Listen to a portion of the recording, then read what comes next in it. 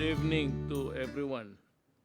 I hope everyone is in good health and safe from any illness. We have seen and heard in recent news about the spike of COVID 19 cases in other countries, including our neighbor Indonesia, due to the more contagious Delta variant of the coronavirus. Alam mo, just a few months ago, because Indonesia was well prepared, marami na silang na-stock na bakuna. And they were one of the few countries to declare that they were almost COVID-free. Ang problema, doon sa Indonesia and in other countries, may pumasok na variant called Delta. Actually, this is just a mutation of itong COVID-19. But ito is more, they say that it's more vicious, it's more aggressive, and fatal. So, as of July 16, the Department of Health has reported 16 new cases of Delta variant in the country. That should give us, put us in grave concern because sabi na nga na it is aggressive, vicious, and more virulent and can cause death faster than the COVID-19. So yan ho ang worry natin. According to our local health officials, the Delta variant is believed to be 60% more transmissible than the Alpha variant. Ang rami na kasi nito, ewan ko how it operates, I mean the virus, na it is easily transmitted to another person. But then again, maybe the Secretary of Health can give us a more detailed explanation. Matapos ito, tapusin ko lang ito.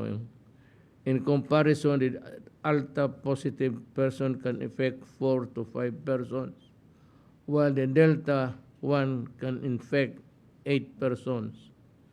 So, more than 3.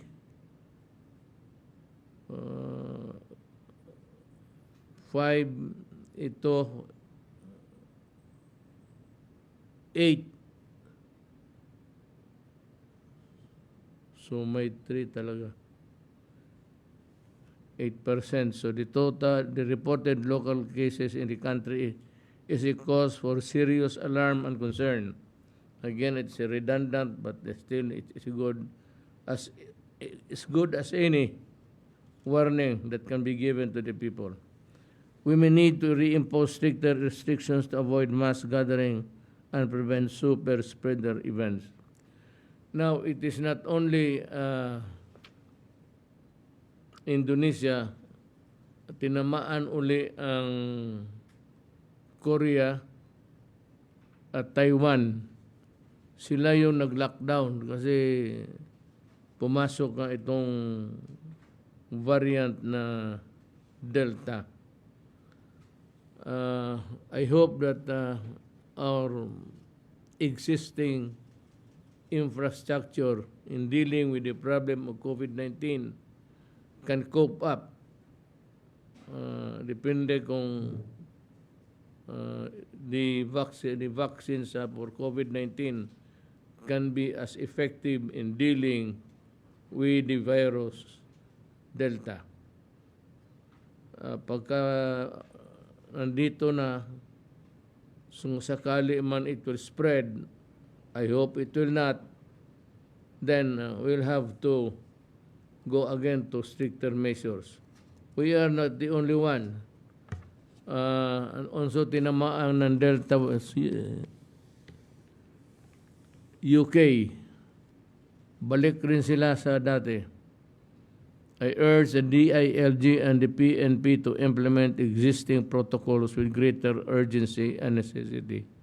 It is only by imposing these restrictions that we can fight the threat of Delta variant. Now, remember that the reason why the security forces of the government are very strict, it's not because they want to be strict and they want to make it hard for the people to move. Rather, they are strict because they want to protect the country from a very contagious disease and maybe cause more deaths, more than the lives that we lost in the past.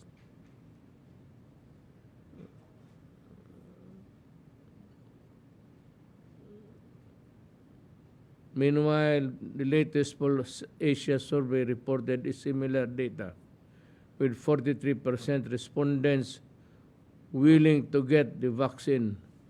Alam mo, I don't want to be yung bunganga ko, pero itong mga buang na ito, they not only endanger themselves, their family, but everybody they come in contact with, and everything that they touch or hold, mag-iwan sila ng virus, they can spread, and they are called the spreader because they spread with more audacity. Ika nga. So, huwag kayo magalit sa pulis at sa mga military kasi utos ko yan. So, hindi man nila kasalanan kasi pag hindi nila na-implement, pag may nakita ako na violation, sila man ang bubulyawan ko. So, in other words, they're just doing their duty. So, kindly understand that. They would be the last or the least of the persons to tinker with the lives of people, except that when they are called upon to do a duty, they do it kasi alam nila ang danger. So they themselves know that it is also to their advantage if they impose the restrictions more hindi naman harder, but more in line with the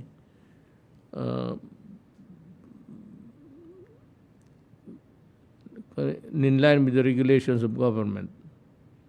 I ask our national and local workers to heighten their vaccine information and education campaign to further increase on vaccines. Alam mo the importance of vaccines. Yung word na lang, the importance of vaccines, you must get the vaccine or you die. Ilang beses na yan sinasabi na, many times. So, kung ayaw talaga ninyo maniwala, huwag mo na lang kayo lumabas ng bahay para wala kayong mahawa. At kung ganyan if that is your state of mind, actually, to me, you are antisocial. Para kang galit sa tao. You are antisocial.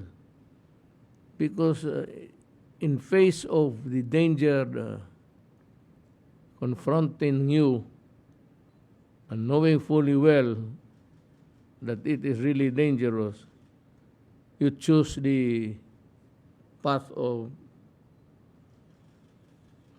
least resistance by just not getting the vaccine at all. Ito yung gusto ko.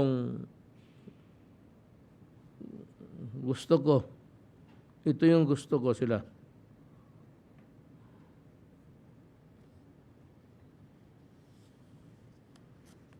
vaccines lang ito talaga. I have seen in the news in the recent incidents where a certain Arvin Tan resisted arrest by police authorities and led a car chase from Quezon City to Manila, damaging several vehicles and injuring many. Tinitingnan ba ninyo ito? Have you had the opportunity to bring him to a facility where he can be tested if he is free of drugs? Also reported was a certain Franz Orbos who allegedly assaulted cops and traffic enforcers in Muntinlupa after getting apprehended for his parked vehicle that blocked traffic along Susana Heights. So to proceed with the program, we would call on the Secretary of Health to make his report to the people. Good evening, Mr. President, and good evening to the Senate Committee on Health and Demography Chair, Senator Bongo, my fellow members of the Cabinet and the Interagency Task Force. At higit sa lahat po sa ating po mga minamahal na kababayan, magandang gabi po sa ating lahat. Mr. President, ngayon na labing siyam ng Hulyo, meron po tayo nadagdag na 5,651 na bagong kaso. Ang ating pong total now, as of July 19, 1.513396 cases. At ang ating pong active cases dito ay umabot po ng 47,561. Ang katumbas po nito ay ang 3.14% of all cases reported. Samantalang recoveries naman natin ay umabot na ng 1.439 million. At ito po ang katumbas ay 75% ng lahat ng atin pong naitala. Ang ating pong case fatality rate ay umabot naman po sa 26,786 or equivalent to 1.77%. Ito po yung mga sa kanan, ang mga top 3 regions na may naiambag na matataas na kaso sa national caseload. Ang NCR po, 941. Ito po ay tumaas compared to the past days. Ang Region 4A, ganun din po, 808. Ang Region 6, 771. Region 7, 653. And Region 3, 427. Next slide. Ito naman po ang atin sunod na slide. Nakaraan linggo po, natukoy natin ang 16 na karagdagang kaso ng Delta variant sa bansa. Particular na po sa NCR na kung saan may 3 pong naitala. Ang Region 6 may 2 po at Region 10 may 6 na Delta variants na naitala. Dahil po dito patuloy natin binabantayan ang ating mga kaso at ang ating pong health systems indicators at pinaiigting ang pagpapatupad ng ating iba't ibang response strategies upang mapigilan ang posibleng surge na kasalukuyan naranasan ng ating mga karatig na bansa katulad ng Indonesia, Malaysia, and Thailand. Mr. President, kung naalala ninyo, ang Indonesia ay ang bagong bansa na isinama natin doon sa travel restrictions. Nauna po yung Oman, UAE, India, Sri Lanka, Nepal, Bangladesh, tapos ngayon ang Indonesia. Sa kasalukuyan po, ang ating mga experts ay pinag-aaralan kung ang ating pong travel restrictions ay palalawigin natin kasama ang Malaysia and Thailand, Mr. President. Sa mga susunod na slides, amin pong ipapakita ang mga indicators na ating pong binabantayan at ang amin mga rekomendasyon upang mapigilan natin ang patuloy na pagkalat ng Delta variant. Ang sunod naman na slide po ay ang mga epidemic curves natin. ng NCR, ito pong blue, matapos po nag-peak ang mga kaso sa NCR, sa rest of Luzon, itong kulay pula. Ito naman berde ay ang atin pong NCR plus areas. Ito naman pong orange ang Mindanao at ang Visayas naman yung aqua. Makikita po natin ang NCR, nagpa-plateau na po siya. Ayan po. Nagpa-plateau na po siya. Kasama din ang ating plus areas na Calabarzon and Region 3. Nagplateau na po sila. Samantalang ang ating po rest of Luzon, nakikita natin, matapos nagkaroon ng bahagyang pagtaas, nagpa-plateau na rin po siya. Ang ganoon din po, Mindanao, nakikita natin, bumababa naman dahan-dahan ang mga kaso ng Mindanao, yung orange line. Samantalang ang Kabisayaan naman po ay ganoon din, medyo nagkakaroon po ng konting pagbaba. So ganoon po ba, binabantayan pa rin po natin at sana hindi na po ito tumaas muli katulad ng pag-search natin ng March and April. Sa pangkalahatan po, Ginoong Mr. President, habang tayo ay nakapagtala ng 16 na karagdagan na Delta variant sa bansa, tayo po ay nananatiling nakatutok sa paggalaw ng ating pong case trends at ng health system indicators para mas maging mainam ang pagresponde natin sa banta ng variant na ito. Patuloy na nagpaplato ang ating mga kaso gaya ng aking pong pinaliwanag kanina. Ngunit nagsisimula tayo makakita ng trend reversal sa mga high at moderate risk regions kasama ang Region 6 at Region 10 kung saan natukoy natin ang Delta variant. Nasa high and critical risk ICU utilization rate ang mga karatig na rehiyon ng Region 10 sa Mindanao habang malapit nang umakyat sa high risk ang ICU utilization rate ng Region 6 at sa moderate risk ang ICU utilization rate ng Region 10.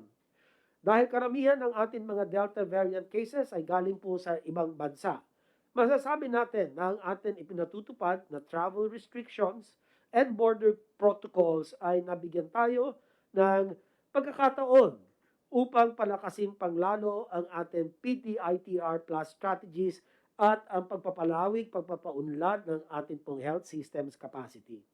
Kasalukuyan, nasa 0.5% of our sequence samples pa lamang ang ating pong Delta variant cases.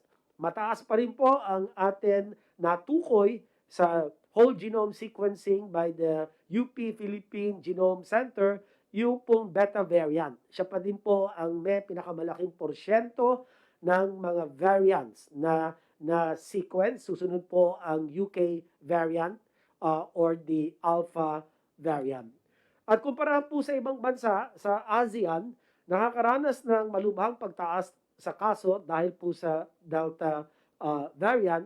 Sa ngayon kasalukuyan, mas di hamak na mas maayos naman po ang ating kalagayan vis-a-vis the Delta variant.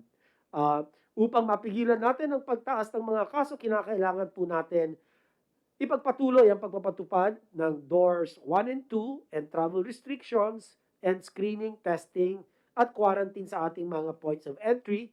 At panghuli, palakasin ang pagpapatupad ng DOORS 3 and 4 o ang PDITR plus strategies, ang vaccination and strengthening of our health systems capacity. Yun na po ang huling bahagi ng aking pong pag-uulat, Mr. President, at handa na po akong sumagot sa inyo po mga katanungan, Mr. President. Thank you, Secretary Duque. Your words are very reassuring. Now, I'd like to call upon Secretary Anyo to make his report. Please put my slide.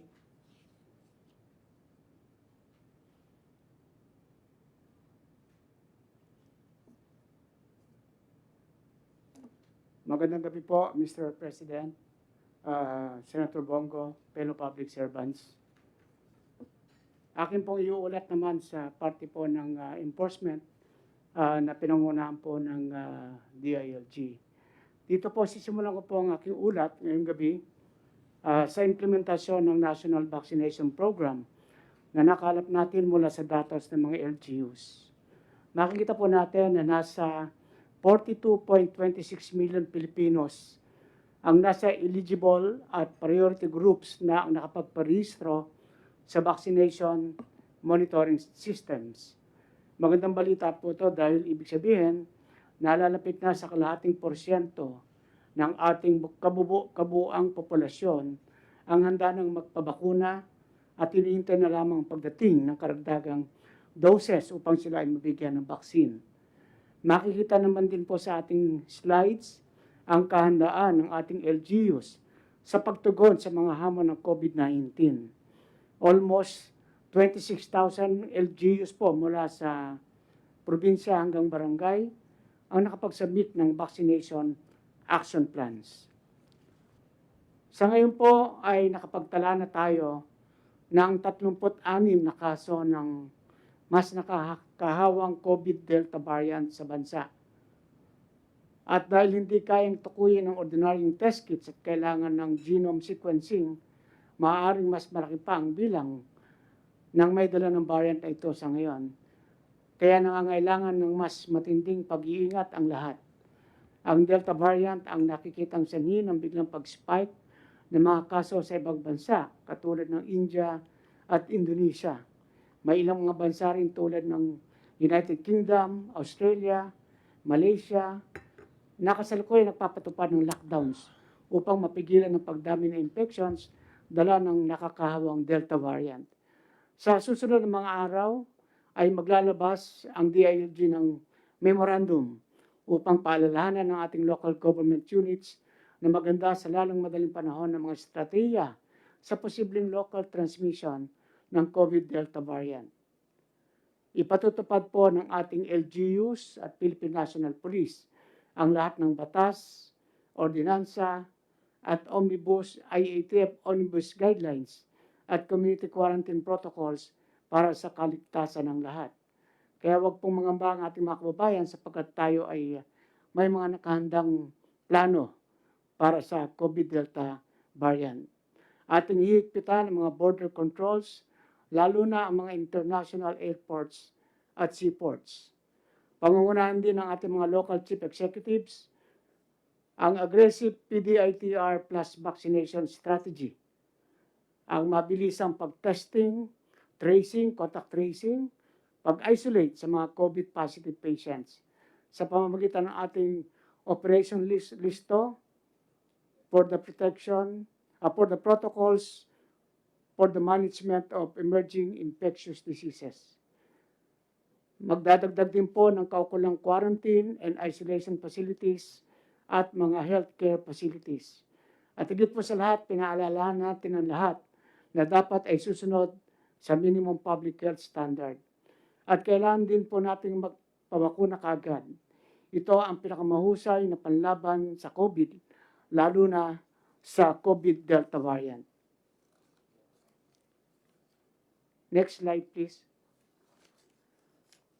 Mr. President, narito naman ang mga nakalap nating ulat sa ating pagtutulong-tulong na mapuksa ang pagkalat ng illegal na droga sa ating bansa. 9 na individual na sangkot sa kaso sa illegal na droga ang kusang sumuko sa mga otoridad mula 11 July hanggang 17 July. Sa panahong ito, nagsagawa ang pamunuan ng PNP at ibang ahensya ng 937 operasyon laban sa illegal na droga. May 1,282 individual ang naaresto, habang 6 ang naitalang namatay sa mga naisagawang police operations. Mahigit 6 na kilo ng sabu at mahigit 129 na kilo ng marijuana ang nakumpiska. Kasama na rin po ang 16 na gramo ng cocaine at 5,637 tableta ng ecstasy. Ang lahat ay nakakalaga ng 69.6 million pesos. Halagang nakumpiska sa mga illegal substances sa nakaraang linggo. Yun lamang po, Mr. President. Is there any question for Secretary Anyo? If there is none, then we move to Secretary Roque for his statement. Magandang gabi, Mayor, magandang gabi kay Senator Bongo at sa ating mga kasama. Well, unang-unang po, patuloy pa rin ang ating mga symbolic vaccination sa iba't ibang sektor ng A4 at dinadaluhan pa rin po natin yan. No? At kasama po dito sa ating mga dinaluhan ay yung pagbabakuna ng mga frontliners. Unang-unang po muna yung pagbabakuna po ng private sector. Ito po yung Federation of Filipino-Chinese Chamber of Commerce and Industry. No? Sila po yung unang-unang nakatanggap ng delivery ng Sinovac na ang ginamit po ay yung tripartite agreement. So sila po yung pinakauna pa rin na pribadong sektor na nakatanggap actually ng bakuna sa pamamagitan po ng ating tripartite agreement. At nangyari po itong pagbabakuna nila sa Hope Christian School sa Binondo, Manila po. No? Nakakagalak naman po dahil nakita ko nung nagbabakuna doon sa Chinatown, na karamihan na nagpababakaw ay mga empleyado po ng mga maliliit na negosyo dyan po sa Chinatown. No? Ito po ay naganap ng July 14, 2021.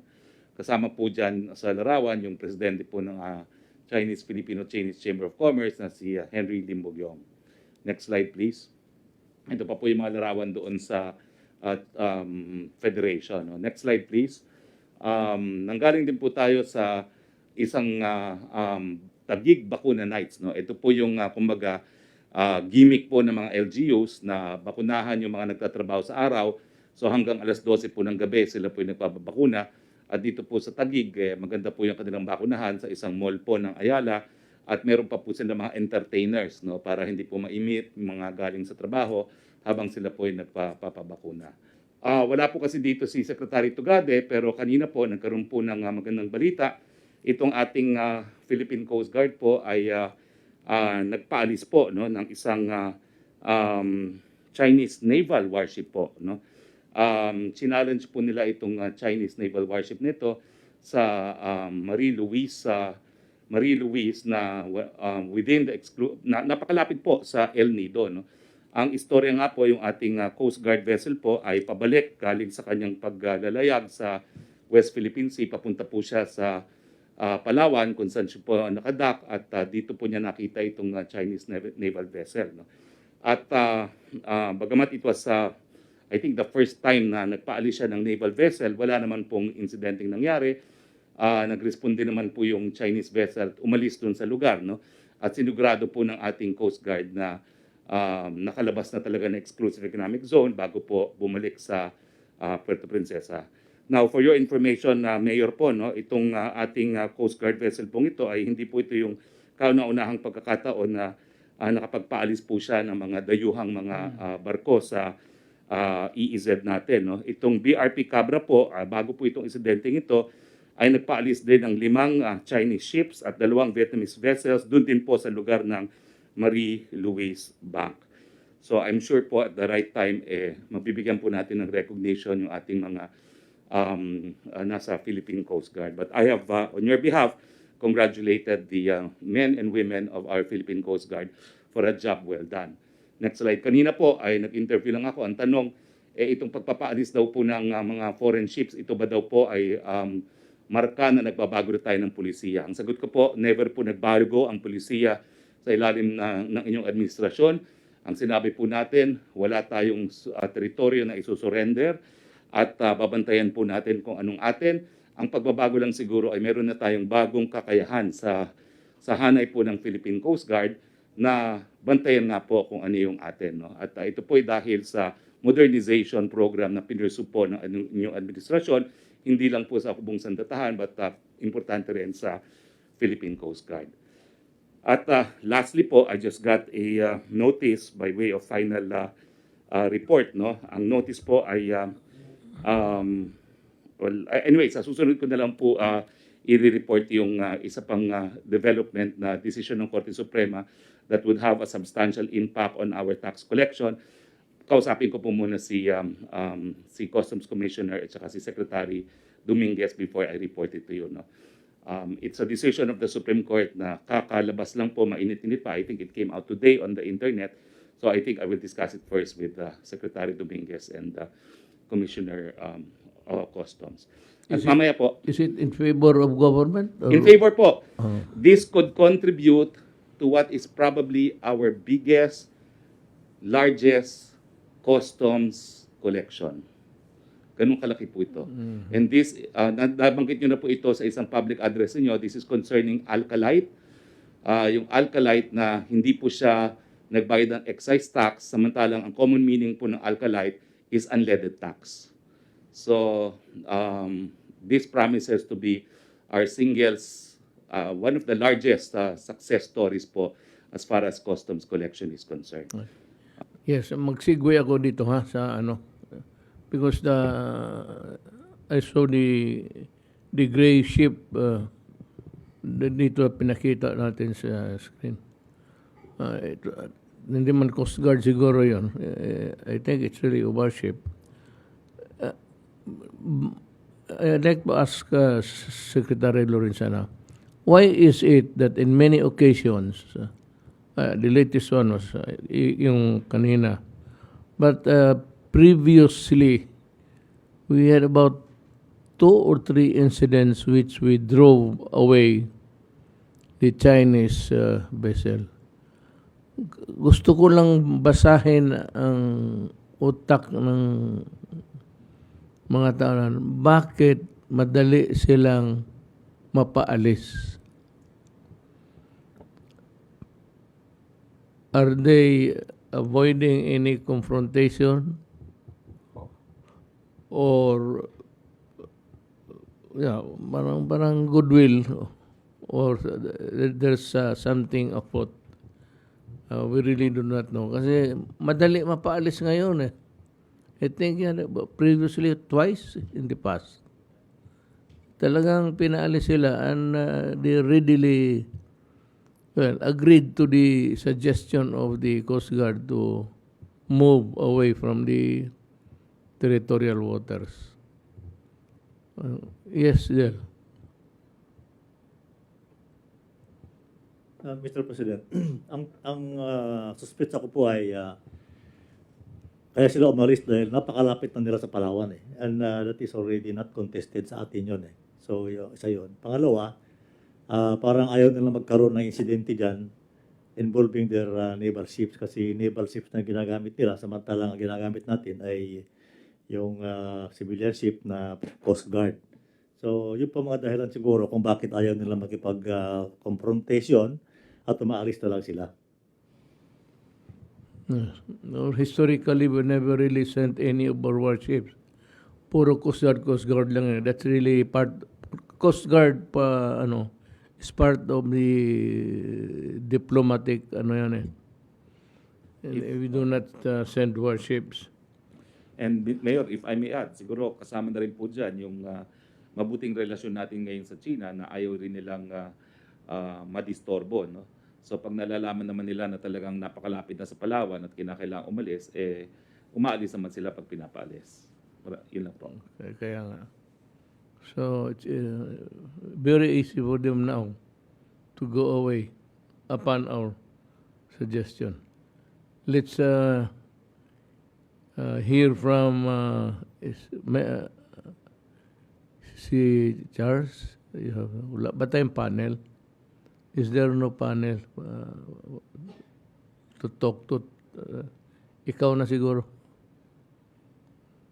Mr. President, Senator Bongo, my fellow cabinet members, magandang gabi po sa ating mga mamayan. Ngayon po, yung ating pong tema ng ating pag-report po ay tungkol po sa magandang supply na dumating po sa atin ng nakaraang linggo. Kaya po yung with the arrival of more vaccines, achieving a better Christmas this year will be on track. Next slide, please. Sir, ito po ang executive summary ng ating significant updates as of July 19, 2021. Number 1 po is the Philippines already breached the 15 million mark last July 17, 2021. After 3 days, it reached 14 million last July 14, 2021. Meaning, ibig sabihin po, Mr. President, is sa 3 araw nakapag-babakuna po tayo ng 1 milyon. Yun po ang na-accomplish po natin ngayon, Mr. President. And then also, we also reached the highest throughput or yung administration last July 15, 2021 with 391,283 jobs. And ang weekly output, yung sinasabi nga po ni Secretary Duque, na highest din po itong last week, na nakapag-bakuna po tayo ng 1.899 na ano po, 1,899,979 administered doses.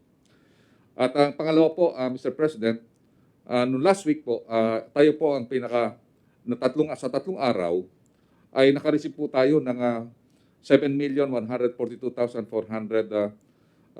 doses. So as of July 19, we already received 10,464,550 this month. And we are expecting to receive an additional 9,353,340 doses. Kung maalala po natin, Mr. President, yung last June, 9 million lang ang ating na-receive. Pero ngayon, kalahati pa lang ng buwan, ay may na-receive na po tayo na more than 10 million. All in all po, the Philippines already received a grand total of 27,922,360 doses.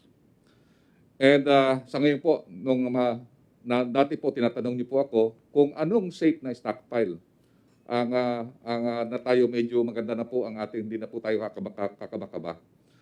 So yung number 3, PH already reached its desired stockpile level of above 10 million. Sa ngayon po, sumobra pa po tayo na 12,826,099, in which our supply can last up to 32 days or up to August 17. So yun po ang ating na ibig sabihin, kapati po tayo na sa August 17 ay hindi po tayo mahirapan po na magkaroon ng shortage. Number 4, we fully deployed the 3 million doses we received from AstraZeneca from the Japanese and the COVAX donation last week, and the 1 million dose of Sinovac for the second doses. We are currently deploying the 3.2 million doses of J&J. Ito pong J&J po talaga dinideploy na natin ngayon kasi we are racing against time kasi one shot lang ito. And another 1.5 million doses of Sinovac and the 1.15 million doses of the private sector AstraZeneca procurement. And number 5 po is because of the Delta, we are redeploying our vaccines to the Delta variant area of concerns in Region 10, in NCR, in Region 6, at saka po yung mga ECQ at MECQ areas. We would like to thank US and Japan and the COVAX donation sharing. We already accounted 6,365,300 or doses which is 61% of the total supply we have already received for July. Nagpapasalamat po tayo, Mr. President, kasi ang karamihan po dito, mga US donation po, lalo na po yung J&J na 3.2, napakalaki po yun, natulong po sa atin na one time. Yun ang pinaka-biggest delivery po natin. And then, meron po tayo nahiringan na meron pang additional 3 million po na sa COVAX donation sharing, and it's also set to arrive either July or August. And also, we have been told by the Ambassador Cruz, that they are willing to donate 415,000 AstraZeneca po. And they promised that they will deliver it this July.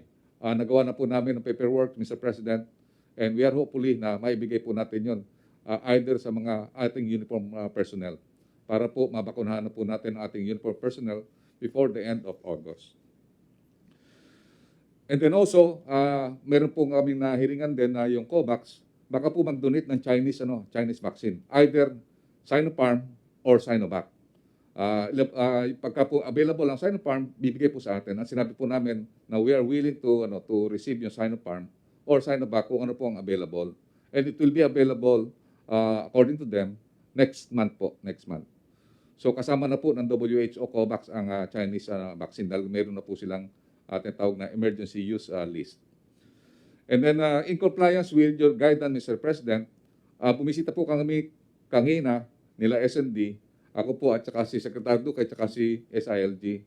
Mr. President, tuwan-tuwa po sila. Gusto pong ipaabot po sa inyo pagpasalamat po ni Mayor Oka Moreno at saka ni Mayor Eric Cañosa na hindi natin sila pinababayaan. At ipinabot po namin ang aming pagtulong sa kanila dahil meron po tayong dala na 150,000 na Johnson & Johnson. 128,000 sa Region 10, at 20,000 po sa Cagayan de Oro, at 3,000 po doon po sa Hingog City dahil kasi po yung sila meron po mga tinatawag na variant of concern na Delta. So, tutuloy din po kami. Ako po bukas po, tutuloy po ako sa Jensan. Dahil po, alam po natin na ang Jensan ay tinutunguhan din po ng mga fisherman, ng mga Indonesian na fisherman at saka mga Malaysian fisherman.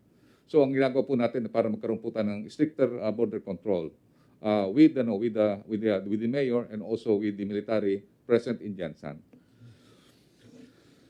So, next slide please. Sir, ito po tayo. Ito po talaga ang natin. Let's look at the update on the vaccine supply as of July 19. As we have said, now we have 164 million doses for procurement and COVAX and other donation. Mamaya po, iyan po, ililay down po natin na total po ng 164. Out of these doses, 27.9 na po ang ating natanggap or sinasabi natin 17%. And then meron pa tayong ini-expect na 136.1 million na within 6 months or 83%. Dito po sa mga natanggap po natin na mga bakuna, 15.1 million na po ang ating na-administered. At 10 million po ang first dose at 4.7 po ang second dose. Na-report na po yun ni Secretary Duque. And then yung ating stockpile, doses to be administered on stockpile on the different warehouses is 12.8 million. Nasabi na po natin na yung 12.8 million ay equivalent po yan sa 32 days. Nagagamitin po natin na ang average is 400,000 a day. So meron po tayong ample na supply na hindi po tayo kakabahan sa month ng August. Ang titingnan po natin ngayon, yung month ng September. Next slide please. So ito po ang ating total na na-acquire po natin. Kung makita po natin, ang ating kontrata sa Sinovac na na-sign na natin with ADB is 26 million. Sa Pfizer, with ADB is another 40 million. Ang Moderna sa World Bank, 20 million. Ang AstraZeneca sa private sector at LG, 17 million. Yung Sputnik, ito po ginagamit po natin dito, DOH Fund at saka po yung ating mga savings, 10 million. And then yung COVAX donation or yung tatawag na donation sharing with COVAX, 44 million. And then nagkaroon na rin po tayo ng kontrata with COVAX, nabibili po tayo ng additional 5 million na J&J. And then yung donation po natin sa total po ngayon, donation with Japan and also with China, 2 million for a total of 164 million. Sir, ito po yung details ng vaccine administered. Kung makikita po natin, tumaas po ang ating second dose vaccination for merely 3 million. Ngayon po ay 4.7 na po. And then nakikita rin po natin, umaangat na rin po yung A2. Noong dati po, wala po tayong almost lang po tayo, 1.5 million. Ngayon po, Mr. President, 2.7 million na po tayo sa ating mga senior citizens. At ang ating A3, tumaas na po, pumalo na po tayo ng 3.4 million. Ang A4 po is almost 2 million na po at ang nakita po natin yung mga nurses at saka doctors, malapit na po natin ma-hit ang 90% na fully vaccinated po sila before the end of the month. Next slide please. So ito po yung ating mga monthly record. Nakikita po natin na yung July by next week, masusurpass na po natin ang ating record ng June. So totally, ang ating July ay may 4.3 na po tayo as compared to sa June, last June is 5.4. So by next week, we expect na malalampasan na po natin ang record natin sa June. Sir, ito po yung pakikita po sa inyo, sa aking compliance po sa inyo, na yung lahat ng mga governor na nagrereklamo, ito na po ang nakita natin na talagang equitable na po ang distribution natin. Ang basis po natin, para makita nyo yung basis natin, yung population, yung nasa slide po dito. Ito yung projected population natin na target from 18 above na babakunahan. Ito naman po sa pangatlong linya, yung total A1, A3 vaccinated. So nakikita natin na nandito rin po na marami na po ang nababakunahan din sa mga different regions. At ngayon tinignan po natin, ang pinakamababa po na binigay natin sa region ngayon ay 200,000. Yan po ang pinakababa. At yan na po pinakababa natin dahil kasi yung population po nila na mababa rin po ang target. So sa ngayon po, makikita po natin, Mr. President, Yung NCR 1.9 dahil kasi siyang pinakamataas po na ano, at saka po yung Region 4A. So 1.5. Region 3, 1.2. And then Region 6, nakita po natin yung Region 6, yung Iloilo, dahil kasi po siya po yung mga variant of concern, 743,000. And then Region 7, 729. And then yung Region 11, yung Davao, 592 or more or less 600. At nakita natin yung Cagayan de Oro, binigyan din natin ng more or less 400,000. Ito po, matadagdagan po Mr. President, kasi yung vaccine natin na binigay dito ay 10 million pa lang po. Pagka po dumating yung another 6 million, mabibigyan pa po sila, Mr. President. So this is my compliance to you, Mr. President, and I'm telling to the public that talaga po ano po natin, very fair po ang ginagawa po natin sa distribution. It is based on the targeted population, and also it is based yun sa mga priority targets po natin ng mga sector. That's all, Mr. President. At ang last slide po ay talagang nangangako po kami na ang inyong guidance to vaccinate all Filipino for free. At the same time, walang maiiwan at walang iwanan ay gagawin po namin po yan. Maraming salamat po, Mr. President.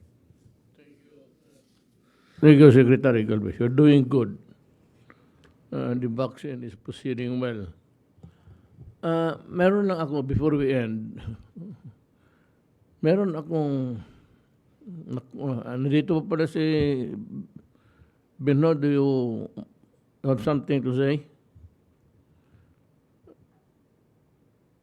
If we are ready, you go ahead with your the slides also.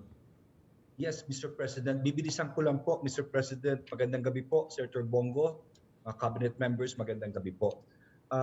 Tungkol po sa Metro Manila, handang-handa po tayo dito po sa Delta variant. Muli, nagpapasalamat po kami kay Secretary Galvez, sa DOH, sa inyo po, at sa mga mayors po.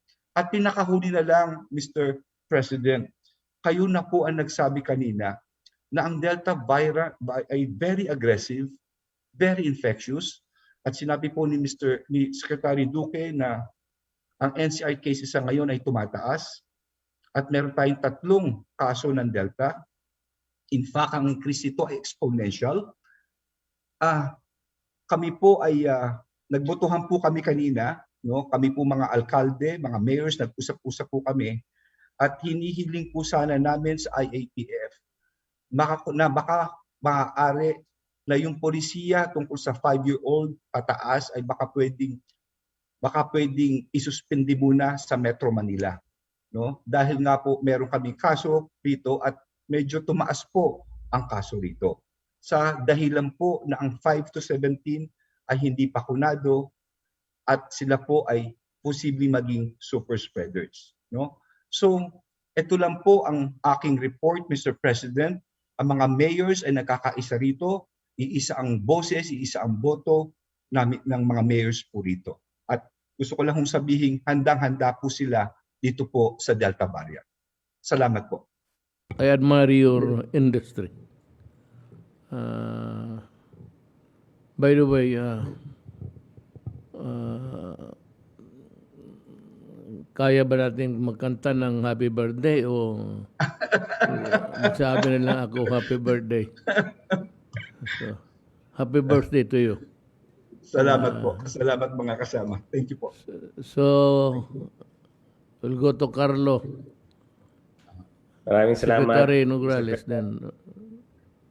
Thank you, sir. May gabi, Mr. President.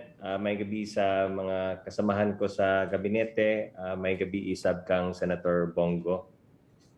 I-continue ko lang yung report natin sa mga pre-SONA events, Mr. President. Again, bumisita po tayo doon sa iba't ibang region as part of the pre-State of the Nation address. At na-report ko na po yung ibang mga regions na napuntahan natin. So I will continue with the report. Unahin ko po yung nangyari po sa Tacloban, Leyte. This is for Region 8. If I have my slides, yes, there. Thank you. Next slide. Next slide. So diretso na po tayo dito sa Region 8 sa Tacloban, Leyte. Naging kasama po natin dyan ang CORDS ng Region 8. Department of Human Settlements and Urban Development Secretary Eduardo Del Rosario. Next slide. Ang accomplishments po natin dyan on the peace and order front, Mr. President, ay patuloy pa rin yung efforts natin to free Eastern Visayas from insurgency. Na-facilitate po yung dismantling of 6 guerrilla fronts at meron pong na-reduce na po yung Region 8 into 5 guerrilla fronts with one more almost dismantled and yung 4 po to be finished before 2022. Good news po, Leyte, Southern Leyte, Biliran, and Samar have all been freed from organized NPA insurgency. And with the assistance ng ECLIP at Amnesty Program, malaking bahagi po ito. In fact, 296 former rebels, and that's 47 NPAs, and 249 militia ng bayan members were provided assistance through the ECLIP program, no? 13.85 million pesos worth of assistance. Sa Samar din po, Leyte Peace and Prosperity Village, may na-establish na Samar Leyte Peace and Prosperity Village in coordination with the province of Leyte, and 1.85 million cash aid were provided to former rebels through this Peace and Prosperity Initiative. Meron din pong 4 na halfway houses for former rebels that were constructed in the region. 267 firearms, 221 explosives were also confiscated by our law enforcement operations. 380 target barangays were cleared. 136 NPA regulars and 550 party members and militias also surrendered coming from Region 8.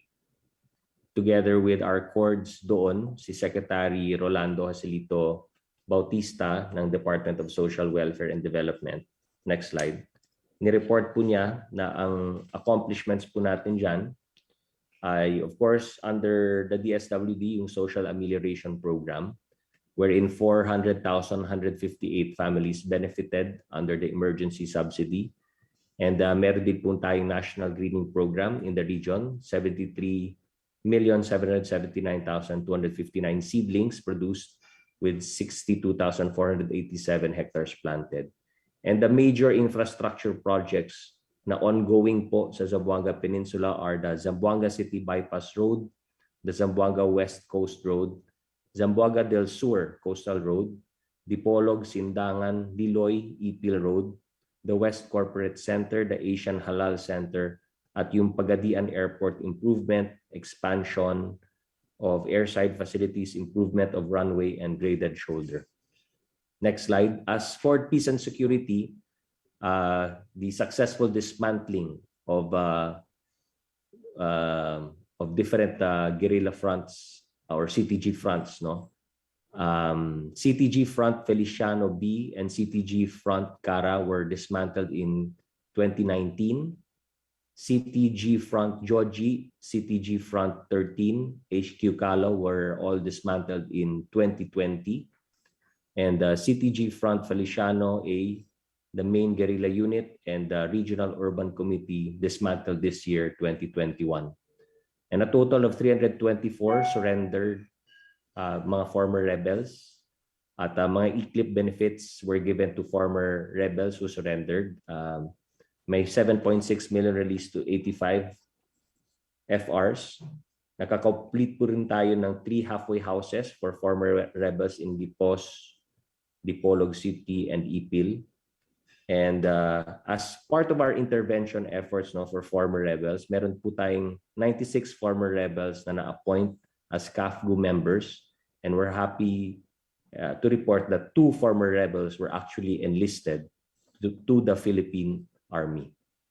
At tuloy-tuloy yung pag-conduct natin ng trainings for former rebels on values formation, psychosocial activities, and sustainable livelihood programs. So that's it muna, Mr. President, at I will reserve the next reports on the other regions in the next talk to the people. Maraming salamat po. Thank you, Secretary Nograles. Sino pa bang Sal? I think it's your turn. You're the last one.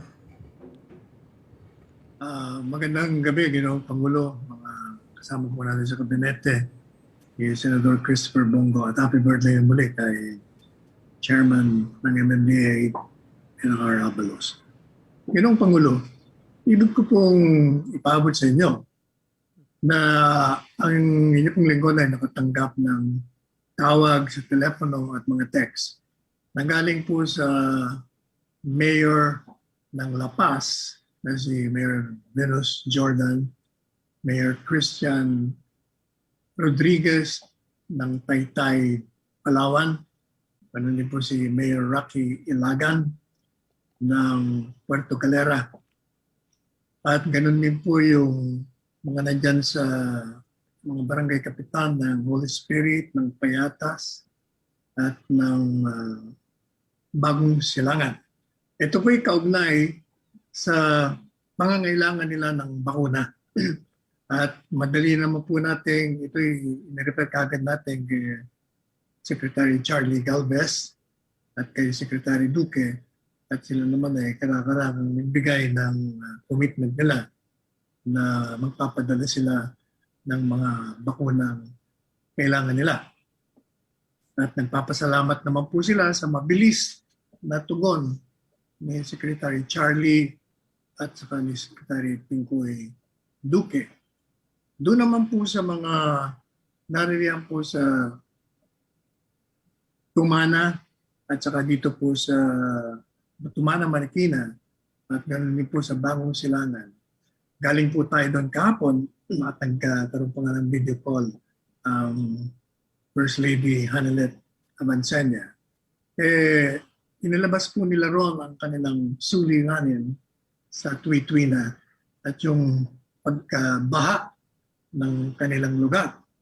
At katunayan, doon po sa covered court na pinunta natin kung saan nagbigay tayo ng mga ayuda galing sa mga kaibigan natin, maliban pa sa mga ayuda galing sa pamahalaan. May mga nakatira po doon sa tent at matagal na po sila roon. At ang problema daw po nila, kung maaari, pinaparating po sa atin na kailangan nila ng dredging, kailangan nila ng dike, at palagi na lang daw po ang suliranin nila.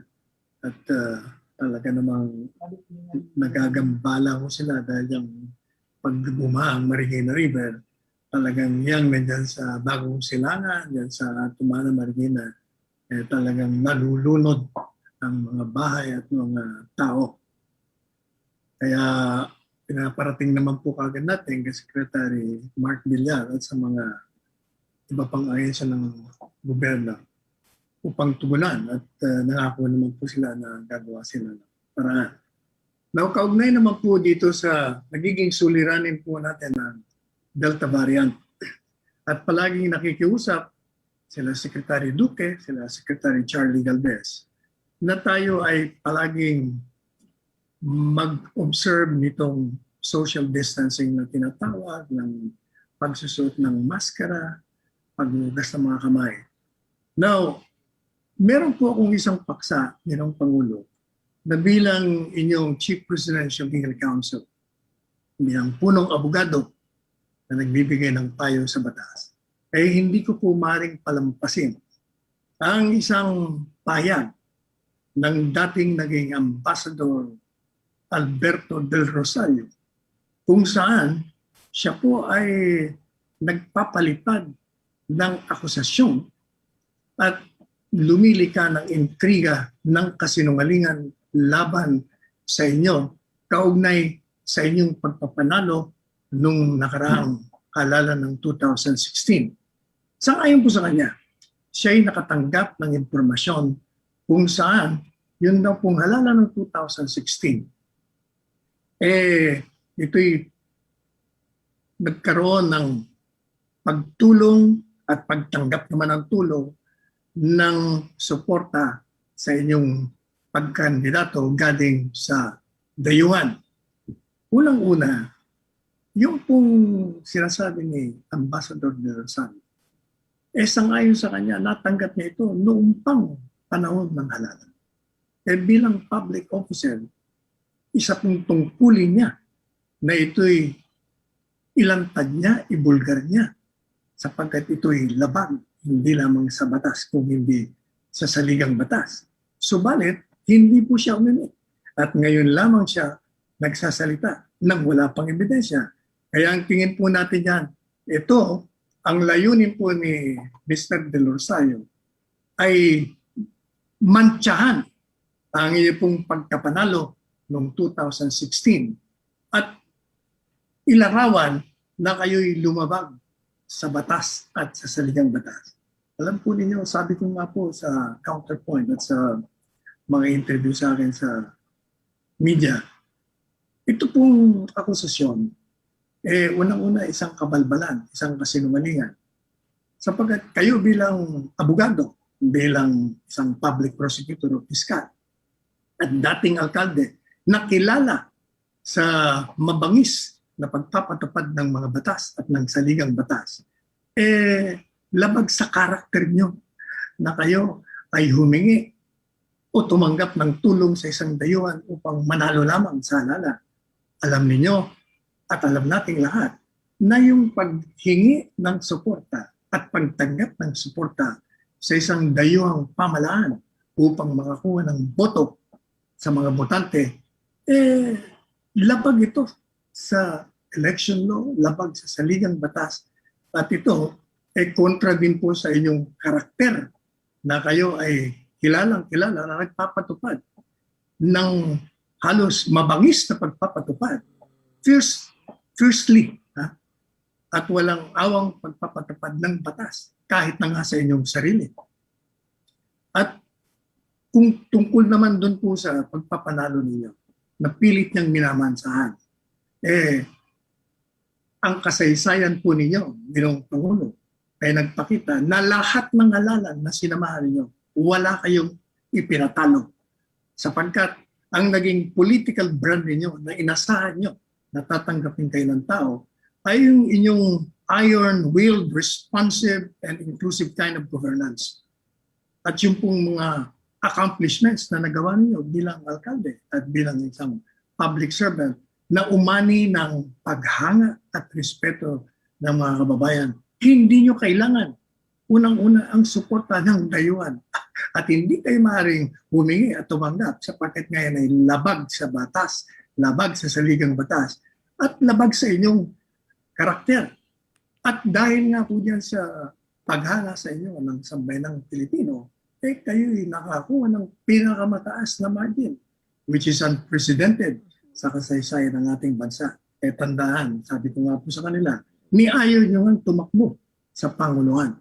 At kaya lang kayo napilitan tumakbo na gusto nyo na mag-retiro ay sapagkat talagang hindi matatanggihan ang nagdadagundong na pagnanais ng sambayanan at ang inyong pagtanggap sa tinig ng bayan at sa mga itinakda ng mga Diyos ng tadhana.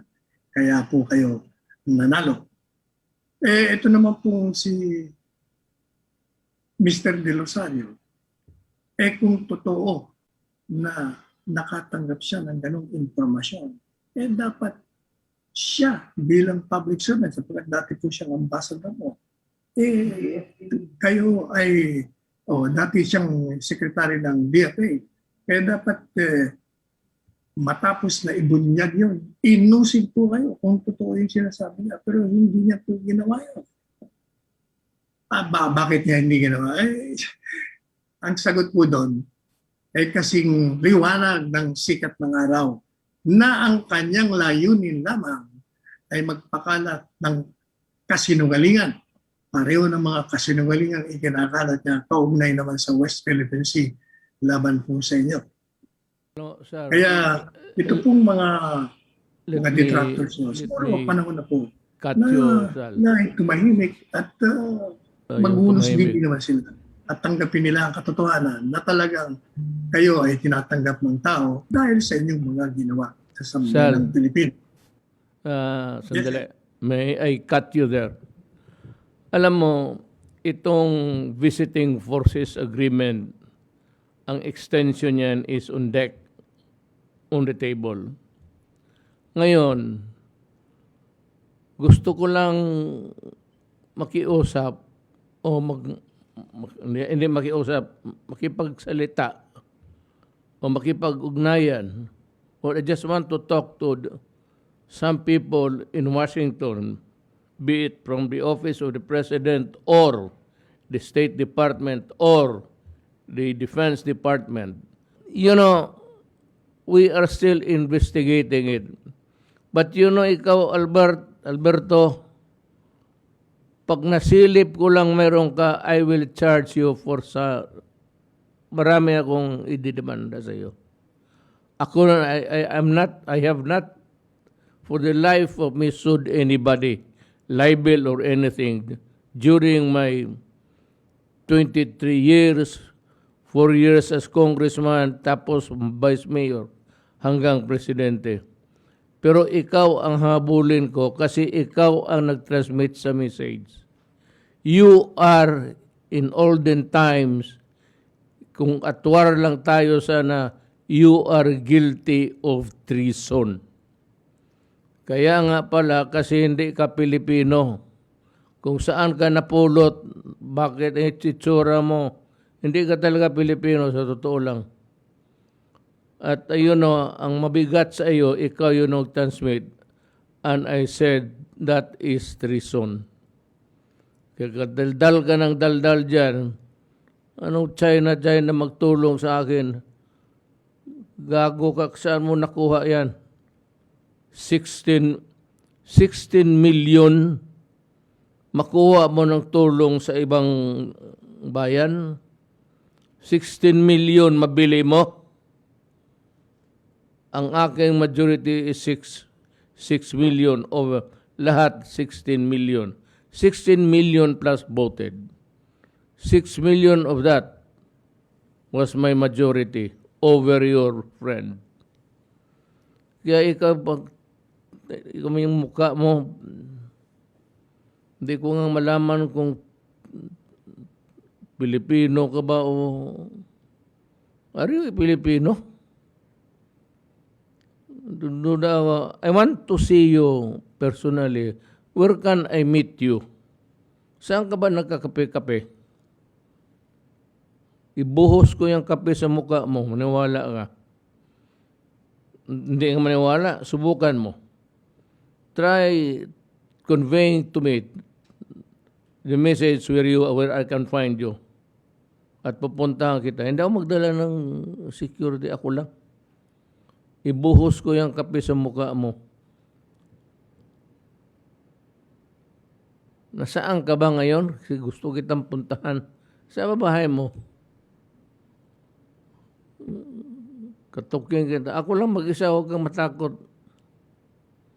Hindi ako sanay. You know, I was born alone in this world. So, I will live alone. Magandang gabi sa inyong lahat.